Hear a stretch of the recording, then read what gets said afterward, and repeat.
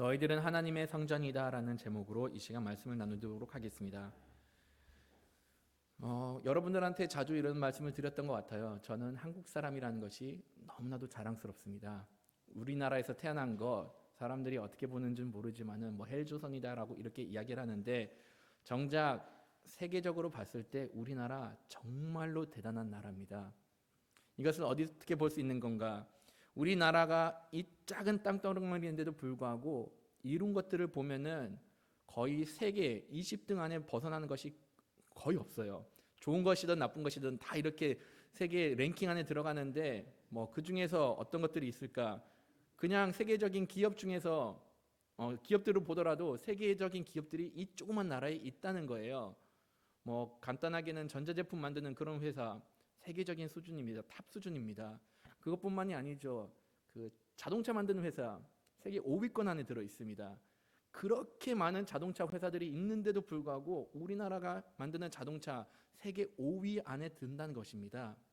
그것뿐만이 아니에요. 우리나라에서 이룬 그 기술력을 보더라도 정말로 세계 어디에 내놓더라고 하더라도 뒤지지가 않는다는 겁니다. 이것은 모든 분야에서 나타나고 있는데, 간단하게 언급을 한다고 하면은 좀 간단한 거 건축 같은 것도 우리나라 기술력 탑에 들어가고 있습니다. 여러분들이 어떻게 보실지는 모르지만 서울로 가다 보면은 랜드마크가 하나 있습니다. 경부고속도로 탁 타고 가면 오른쪽 편에 어떤 높은 건물이 하나 있죠. 네, 롯데타워입니다. 이 롯데타워 우리가 그냥 롯데에서 지었나 보다라고 생각을 하는데, 그만한 건물을 짓는 거 어마어마한 기술력이 들어갑니다. 세상이 상상도 못할 만큼 그런 어마어마한 기술력이 들어간다는 것이죠. 롯데에서 저한테 이거 홍보하라고 그런 거 한 거 전혀 없습니다. 그냥 그 기술력을 두고 나서 여러분들한테 말씀을 드리는 건데, 롯데타워를 건설하기 위해서 얼마나 많은 기술력이 들어가는 것인가, 얼만큼 잘 만들어야 되는 것인가. 간단한 예로서는 이 건물을 지을 때 1도라도 벗어나면 안 되는 그러한 건물입니다. 이 건물이 워낙 높다 보니까는 550m 이상으로 올라가는 건물이다 보니까는 기반에서부터 시작해가지고 1도라도 벗어나면은 그 1도로 해서 쭉 올라가다 보면은 끝내는 10m 이상 기울어지기 때문에 한 층 한 층 쌓을 때마다 1도도 벗어나지 않게 그렇게 정말로 많은 기술력을 투자해서 만들었다는 겁니다. 이런 건물을 만들 때 어떻게 보면은 우리나라 대한민국인이라는 그 자체로서 자부심을 느끼게 되고, 그다음에 이것 정말로 대단하다라고 이렇게 찬사를 보낼 만한 그러한 일들이라는 것이죠. 물론 사람들은 여기에 대해서 좀 부정적인 시각을 갖고 있는 사람들도 조금 있기는 해요. 어떤 이들은 하는 말이 무엇이냐? 아니, 어떻게 그렇게 생각 없이 잠실이 기반이 안 좋은데 그렇게 높은 건물을 세울 수가 있었을까? 아니면은 잠실 쪽에 싱크홀이 있다라고 하는데 그런 건물을 세우면은 이거 언제 무너질지 모르겠다라고 이렇게 말하는 안티들도 조금은 있습니다. 근데 여러분, 이 건물을 설계했을 때 아니면 이 건물을 지어 올라갔을 때 설계자들은 그런 것들을 고려를 하지 않았을까요? 만약 정말로 거기 기반이 탄탄하지 못했다고 하면은 과연 이 어마어마한 건물이 올라갔을 수가 있었을까요? 롯데타워 건물 무게를 치자고 하면은 75만 톤입니다.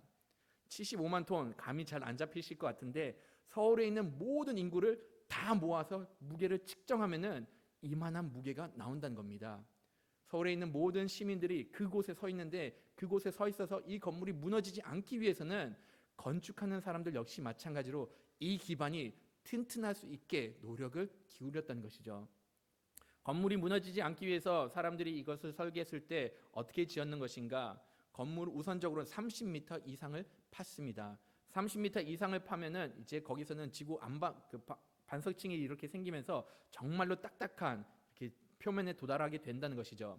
하지만 거기서 끝내는 것이 아니라 거기다 콘크리트 기둥까지 심어 넣습니다.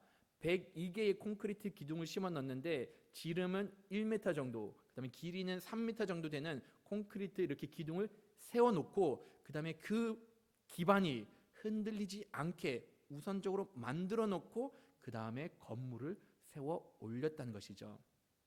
이것은 어떤 일을 하는 부분에 있어서나 다 동일하게 적용이 됩니다. 무엇을 이루고 나가든지, 내가 기술을 습득하든지 아니면 건물을 세워 나가든지 무엇을 만들어 나갈 때 다 동일하게 적용이 된다는 것이죠. 기반이 튼튼하지 않으면은 그 위에는 어떠한 훌륭한 기술도 어떠한 훌륭한 건물도 세울 수가 없다는 겁니다.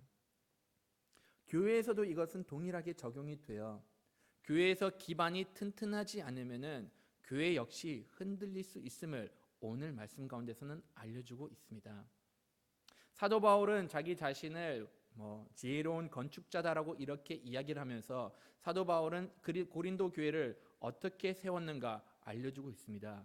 사도 바울은 여기서 말씀 가운데서 전하는 것은 내가 정말로 튼튼한 기반 위에 고린도 교회를 세웠다라고 이렇게 알려주고 있습니다. 그리고 그 큰 튼튼한 기반은 무엇인가를 또한 이렇게 알려주고 있다는 것이죠. 다 같이 11절 말씀 한번 읽어보도록 하겠습니다.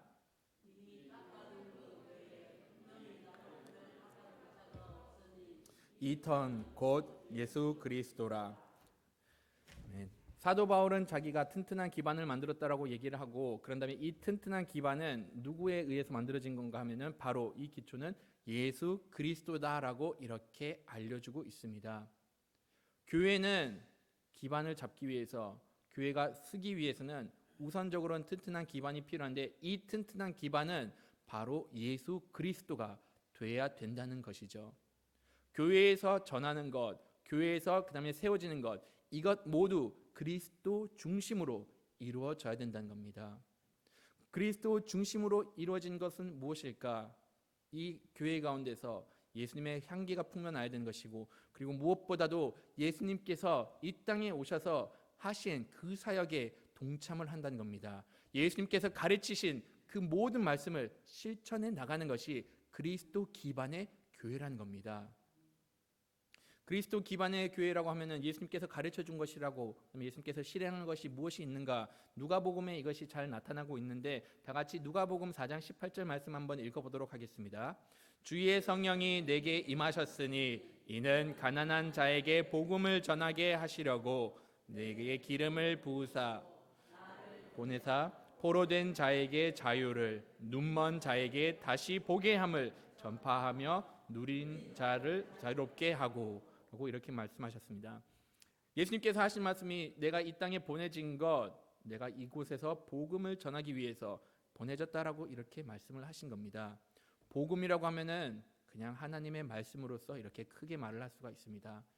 교회가 해야 되는 것, 하나님의 말씀을 전하는 겁니다. 교회에 와가지고 여러분들 제가 엄한 소리 안 하는 것도 그런 겁니다.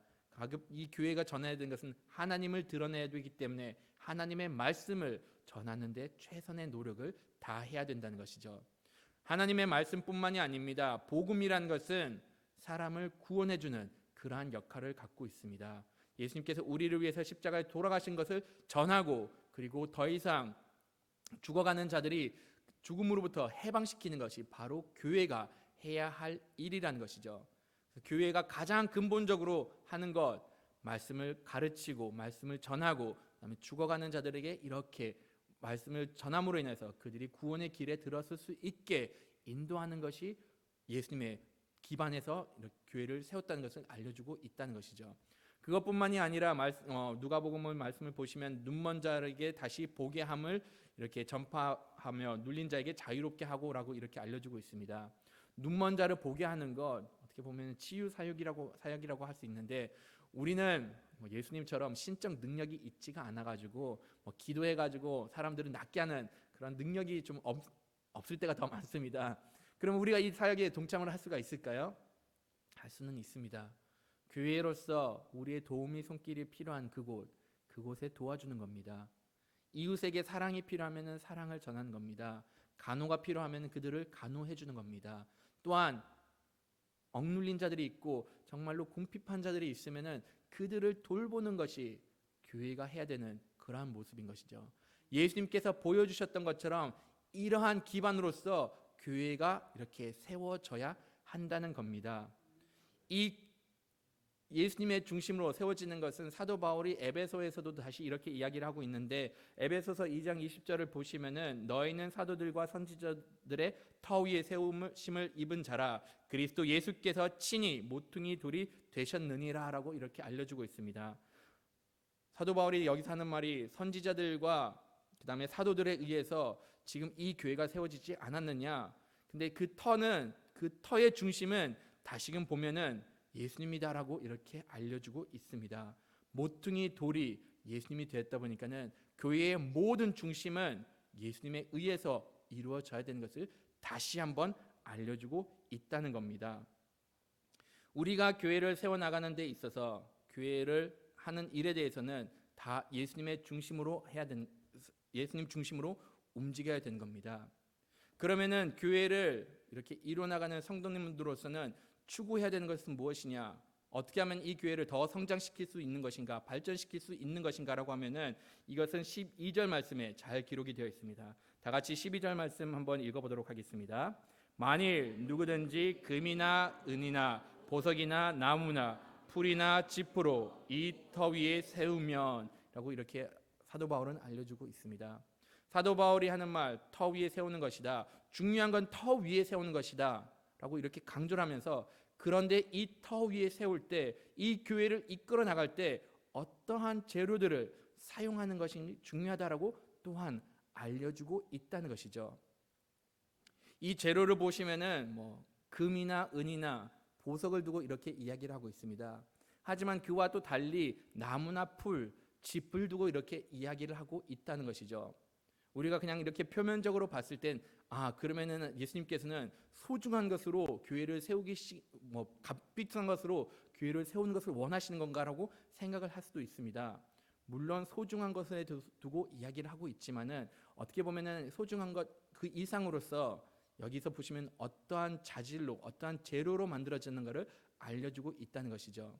이것을 바로 그 이후의 절들을 통해서 알 수가 있게 되는데, 이렇게 어떤 재료로 교회를 세워졌는가는 언제 중요한가 하면은 바로 하나님의 심판이 임했을 때, 불이 임했을 때 이것이 중요하다라고 알려주고 있습니다.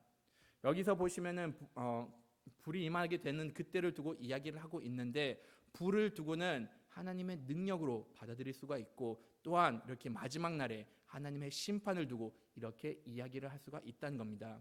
또한 불을 두고 얘기할 때는 시련을 두고 이야기할 수 있는데, 교회가 어떻게 세워지는가 따라서 이 불이 임했을 때 잘 견뎌낼 수가 있게 된다라고 알려주고 있다는 것이죠.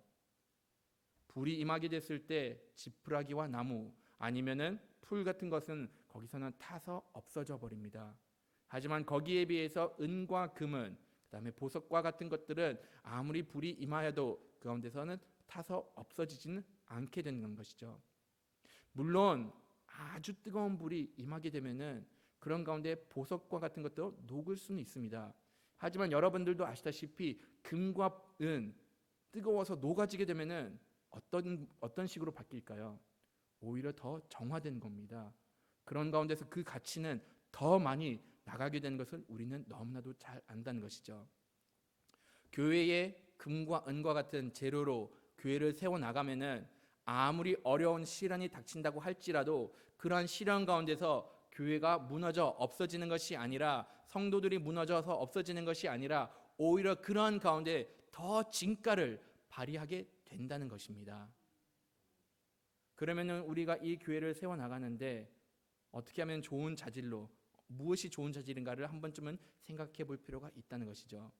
이것은 만약 터를 예수님 안에서 잡게 되면은 당연하게 그로 나오는 것은 말씀을 가르치는 것과 예배 중심과 우리가 하나님을 섬기는데 이렇게 힘써 나가야 된다는 겁니다. 우리가 추구하는 것, 믿는 사람으로서 이 교회가 성장하기 위해서 노력을 해야 되는 것은 바로 하나님께 말씀을 접하는 것이고 하나님의 말씀을 교육받는 것이고, 우리가 그러한 가운데 믿음을 성장시키는 것이 이렇게 좋은 재료로 하나님의 교회를 이뤄나가는 것을 두고 이야기를 하고 있다는 것이죠.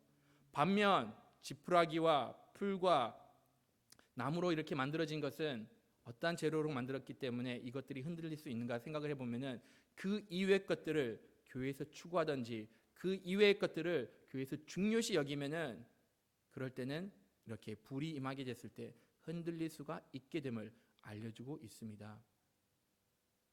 교회에서 말씀 이외에 소중하게 여긴 것들이 무엇이 있을까요? 교회로서 우리가 이것을 목표로 삼고 가야겠다라고 하는 것 중에서 예수님으로부터 벗어날 수 있는 것들이 어떤 것들이 있을까요? 몇 가지 대표적인 것을 이야기를 하면은 교회 건물을 예수님보다 소중하게 여길 때도 종종 있습니다. 아니면은 그냥 외적인 성장만을 두고 교회에서 이렇게 강조할 수도 있습니다. 또는 물질을 따라갈 때도 있고, 또는 성도들이 이렇게 예수님을 바라보는 것이 아니라 그냥 뭐 목회자나 아니면 거기 있는 지도자들을 바라보면서 교회를 섬길 수도 있게 된다는 것이죠. 물론 제가 여기서 이렇게 여러분들한테 언급한 것들 소중합니다. 중요합니다. 하지만 이것이 교회에서 궁극적으로 추구해야 되는 것은 아니라는 것이죠. 교회 건물 없으면은 우리가 예배드릴 곳이 없어서 교회 건물 필요한 것은 맞습니다. 하지만 그것 이상도 그것 이하도 아니라는 것이죠. 단지 우리가 모여서 하나님께 예배드릴 수 있는 자리가 필요하다는 겁니다. 너무나도 과한 욕심을 부릴 필요가 없고 무리하면서 교회를 지어 나갈 필요도 없다는 겁니다. 또한 무엇이 있을까요? 성장을 두고 교회가 이렇게 방향을 틀 수도 있습니다. 성장이 잘못된 건가요? 성장 필요합니다. 하지만 성장이 최종 목적은 되어서는 안 된다는 것이죠. 우리가 하나님을 사랑하는 마음에, 예수님을 사랑하는 마음에 하나님의 마음을 품고 죽어가는 영혼들을 바라봤을 때, 저 영혼이 하나님 앞에 나왔으면 좋겠다, 그런 간절한 마음이 있으면은 복음을 들고 그 영혼한테 다가가게 됩니다. 그리고 한 영혼 한 영혼을 만나다 보면은 그런 가운데 성장이 일어나게 되어 있습니다. 한 영혼이 변하게 되고 교회로 나오게 되면은 그런 외적 성장도 이루어질 수가 있다는 것이죠. 하지만 그것을 목표로 삼아 가지고 반대로 복음을 전하러 나가는 것은 바람직하지 않다는 것이죠. 여러분들한테 무조건 이 자리를 다 채워야 됩니다, 빨리 나가서 전도합시다, 그렇게 되면은 자리를 채우는 것이 목적이 되는 것이지 하나님을 전하는 것이 목적이 되지가 않을 수가 있다는 것이죠. 그렇기 때문에 항상 조심해야 되는 것, 우리가 중요시 여기는 것은 하나님을 섬기는 데 있다는 겁니다. 또한 제가 여기서 잠깐 언급했던 것, 우리가 따라야 되는 것은 하나님이라고 말하는 것, 이것 정말로 중요합니다. 지금 이것이 우리나라의 교회에서도 많은 문제를 일으키고 있었는데, 우리나라에서 뿐만이 아니라 고린도 교회에서도 바로 이러한 문제로 인하여서 교회가 흔들렸던 겁니다. 고린도 교회가 흔들렸는데 그 배경은 결과적으로는 지도자들을 우상화를 시켜가지고 나는 누구한테 속해 있다, 누구한테 속해 있다라고 말을 하면서 교회가 분열되었던 겁니다. 나는 사도 바울에게 속해 있다, 아니다, 사도 바울은 말을 잘 못하고 교리가 좀 뭔가 부족한 것 같다, 그래서 우리는 아볼로에게 속해 있다, 아볼로는 교리도 잘 가르치고 말도 잘한다, 이 사람이 훨씬 더 세련됐다, 우리는 아볼로파다라고 말하면서 아볼로를 따랐던 사람들이 있었습니다. 그것 이외에 아니다, 예수님의 직속 제자인 나는 베드로파다라고 하면서 우리는 게바파다라고 이렇게 말하는 사람들이 있었던 겁니다. 물론 사역자를 두고 나름대로 이렇게 섬기는 것 중요합니다. 그 다음에 사역자의 말에 순종하는 것, 이것 중요합니다. 하지만 그것 이상으로 가서는 안 된다는 것이죠. 사역자가 하는 것이 무엇이죠? 사역자는 하나님의 말씀을 전하는 사람입니다. 그것 이상도 그것 이하도 아니라는 것이죠. 물론 하나님께서는 목회자를 교회에다 보내신 이유는 그 교회에 대한 위계 질서를 세우기 위해서 나름대로 지도자로는 세우셨습니다. 하지만 그것은 지도자로 세운 것이지 우상이 되라는 것, 내가 정말로 교회를 내 마음대로 끌고 나가라는 것, 그리고 그 사역자를 섬기라는 것을 두고 이야기를 하는 것이 아니죠. 물론 섬김에 있어서는 마음이 가가지고 정말로 대우하고 싶은 마음이 있으면은 어느 정도 섬기는 것은 그것은 그것을 두고 잘못됐다는 것은 이야기하는 것이 아닙니다. 하지만 사역자를 우상화시키고 하나님을 바라보기보다는 사역자를 바라보게 되면은 거기서부터는 문제가 생기게 된다는 것이죠. 사람을 따르게 되면은 그런 가운데 사람들을 따르게 되면 이렇게 교회가 나눠지게 되는 것이고 파가 생기게 되는 것이고, 그런 가운데 교회가 분열을 일으키게 된다는 것이죠. 참 다행이게는 제가 여러분들한테는 아직까지 그런 카리스마는 발휘하지 않는 것 같고, 그렇게 막 여러분들한테 어필할 수 있는 것은 많지가 않아가지고 설마 저 기준으로서 이렇게 뭐 광팬들이 생길 것 같지는 않아서 참 다행으로 생각을 합니다. 근데 여러분들은 이것은 정말로 명심을 해야 되는 겁니다. 우리가 사람을 따르는 것은 아닙니다. 교회는 하나님을 섬기는 것이고 하나님을 따르는 겁니다. 사역자 역시 마찬가지로 하나님의 일꾼에 불과하지, 하나님의 종에 불과하지 그 이상도 이하도 아니라고 이렇게 깨달아야 되는 겁니다. 사도 바울은 교회를 세울 때 기초적인 기반은 하나님, 예수님 위에서 세워진다라고 하고, 그런 다음에 우리가 추구해야 되는 그 모든 재료들, 교회가 세워지는 것들 역시 마찬가지로 하나님의 가르침에 두고 이렇게 이야기를 하고 있습니다. 이런 것들을 잘 따랐을 때 마지막 때에 불이 임했을 때 여기서 뭐라고 말하죠? 거기에 대해서 상은 달라질 수는 있지만 분명한 것은 다들 구원을 받을 수 있다라고 이렇게 이야기를 하고 15절에 이야기를 하고 있습니다. 15절에 사도 바울은 이렇게 이야기를 하고 있는데 나중에 16절하고 17절, 특히 17절에 조금 전에 했던 그 모든 이렇게 내용들을, 설교 내용들을 다시금 요약을 해서 17절에 다시 말을 하고 있는데, 근데 여기서는 사뭇 다른 결과가 있음을 볼 수가 있게 됩니다. 다 같이 17절 말씀 한번 읽어보도록 하겠습니다. 하나님의 성전을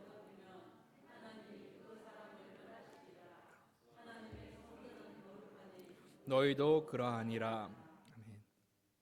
보시면은 사도 바울이 방금 전까지만 하더라도 너희들이 예수님의 털을 잡고 그 위에서 교회를 세워나가면은 비록 재료는 차이는 있을 수는 있지만은 마지막 심판의 때에 다 구원을 받는다라고 이렇게 말을 해놓고 나서 갑자기 이렇게 성전을 더럽히면은 하나님께서 그 사람을 멸하게 할 것이다라고 알려주고 있습니다.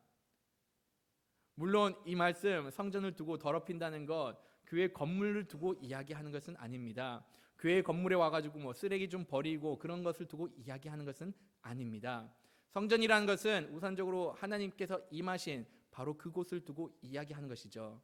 구약 시대 때부터 하나님께서 이스라엘 백성을 선택을 하시고, 그런 다음에 그 이후로 솔로몬 이후로는 하나님께서 하나님의 성전에 거하고 있음을 이스라엘 백성들에게 알려주셨습니다.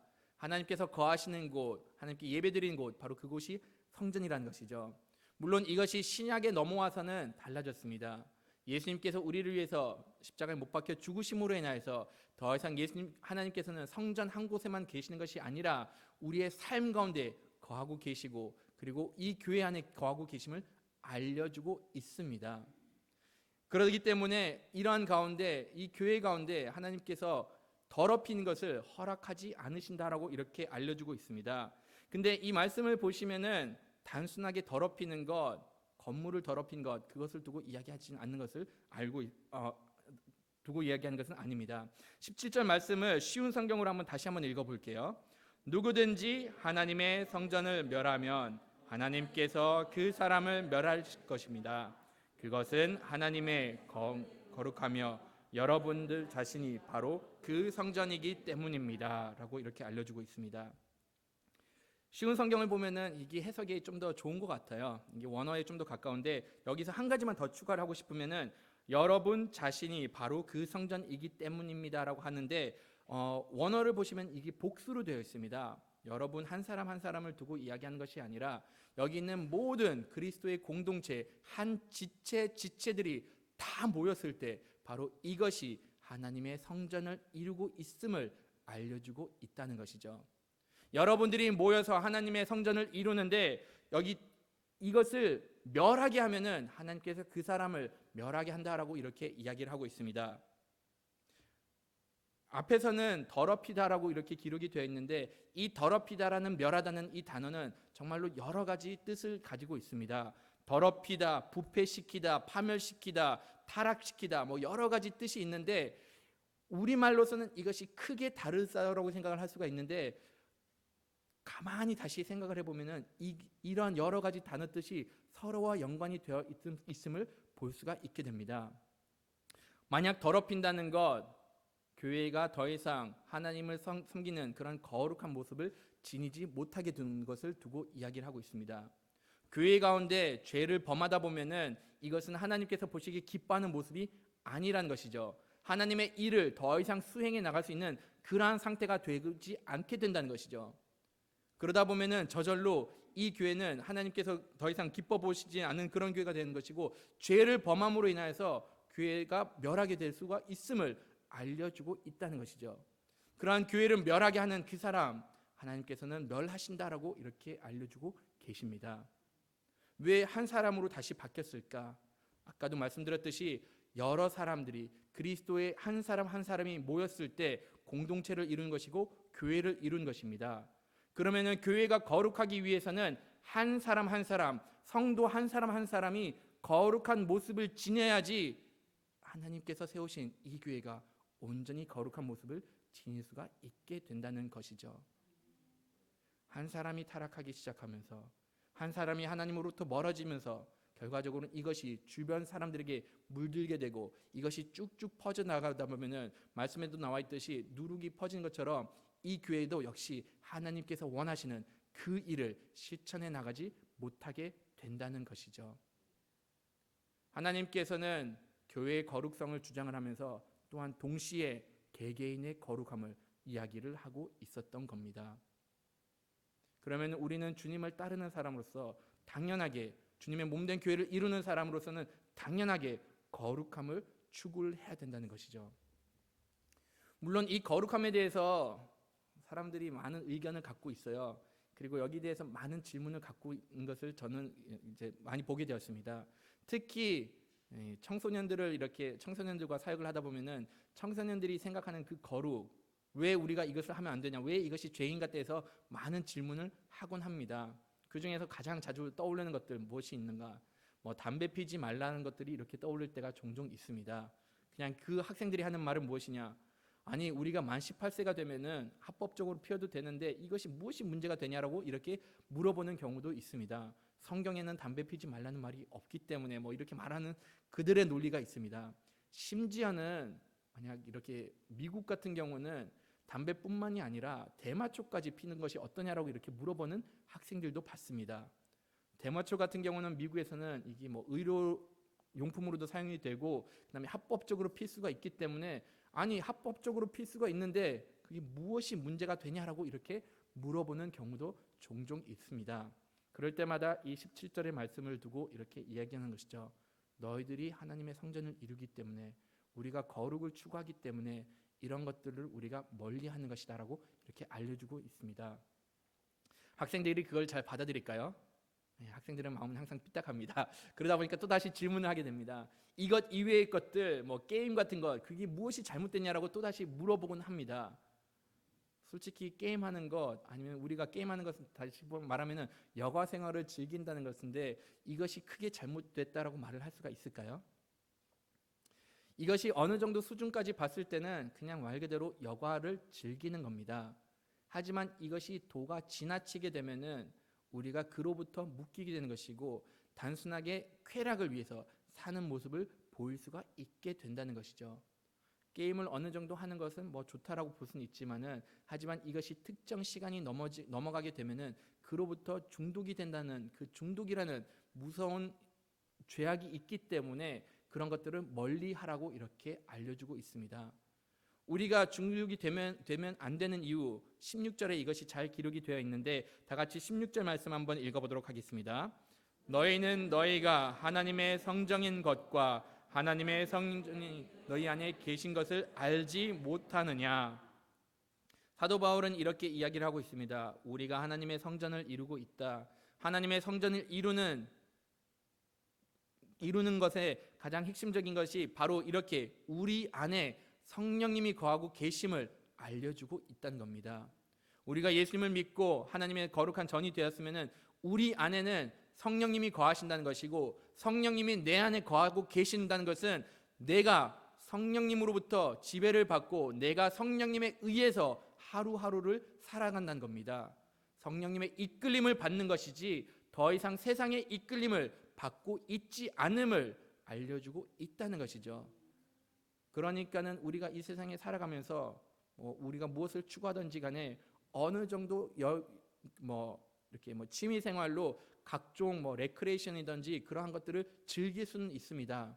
하지만 그것 이상으로 빠지게 되면은, 그로부터 중독이 되어 버리면은 우리는 더 이상 성령님으로서 이끌림 받는 사람이 되는 것이 아니라 그 세상적인 육신의 쾌락으로부터 지배를 받기 때문에 그것 역시 하나님께서 보시기에는 온전한 모습이 되지 못한다라고 알려주고 있다는 것이죠. 물론 우리가 육신의 지배를 받고 그로부터 벗어나온 거 정말로 어렵습니다. 이것은 우리가 경험해보지 못했다고 해가지고 남을 쉽게 손가락질할 그것이 절대로 돼서는 안 됩니다. 사람들이 육신의 쾌락을 따르다 보면은 죄로부터 멀어지는 것, 여러분들도 이것이 얼마나 어려운가를 분명히 경험을 해봤을 거라고 생각을 합니다. 육신의 즐거움이 따르기 때문에 벗어나기가 그만큼 어렵다는 걸 우리가 알기 때문에 여기에 대해서 뭐라 말을 할 수는 없는데, 대신에 인도할 수 있는 방법은 충분히 있다는 것이죠. 나의 사랑하는 사람들, 나의 자녀들이 이렇게 잘못된 길로 가게 되면은 그들 가운데 성령님이 거하신 것을 다시금 깨닫게 하는 겁니다. 내가 주님의 자녀라는 것을 다시 깨닫게 하는 것이고, 내가 하나님으로부터 사랑받고 있고, 무엇보다도 내 안에 성령님께서 인도하신 것을 믿고 내 안에 성령님께서 역사하실 수 있도록 인도하는 것이 바로 우리가 또한 해야 될 역할 중에 하나라는 것이죠. 믿는 사람으로서 비록 잘못된 길을 빠질 수는 있습니다.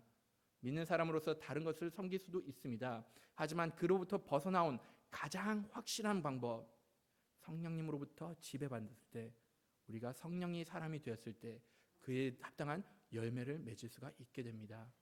이것이 갈라디아서에서도 5장에서도 잘 기록이 되어 있습니다.